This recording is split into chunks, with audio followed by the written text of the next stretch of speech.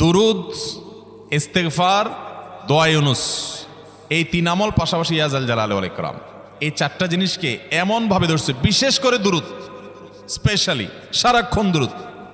আল্লাহ রাব্বুল আলামিন এমনভাবে সহযোগিতা করেছেন, এমনভাবে উদ্ধার করেছেন যে কল্পনা করলে অবাক লাগে এখন যে এটা কিভাবে সম্ভব। ভাইরা আমার, এক সাহাবী নবী করিম সাল্লাল্লাহু আলাইহি ওয়াসাল্লামের কাছে এসে বলছি, ইয়া রাসূলুল্লাহ, আমি যে দোয়া করি এই দোয়ার মধ্যে আমি নিজের জন্য করব, আমার ছেলে মেয়ের জন্য করব, অনেক কিছু করব, এটা সেটা, রিজিক চাইবো, সুস্থতা চাইবো, অনেক কিছুই তো আল্লাহর কাছে চাইবো। আপনি তো আল্লাহর রাসূল, আপনার জন্য দোয়া করলে আমাদেরই লাভ, একবার দোয়া করলে আল্লাহ 10 বার রহমত নাজিল করবেন, তো আপনার জন্য আমার দোয়ার ভিতরে কত পার্সেন্ট রাখবো? সাহাবী বারবার বিভিন্ন পার্সেন্টেজ বলছিলেন যে 3 ভাগের 1 ভাগ আপনার জন্য রাখি ইয়া রাসূলুল্লাহ, অর্ধেক রাখি, আরো বেশি করে রাখি। তিনি যত বলছেন নবী করিম সাল্লাল্লাহু আলাইহি ওয়াসাল্লাম আরো বাড়ানোর জন্য তাকে উৎসাহ দিচ্ছিলেন। এক পর্যায়ে যখন তিনি বললেন, ইয়া রাসূলুল্লাহ,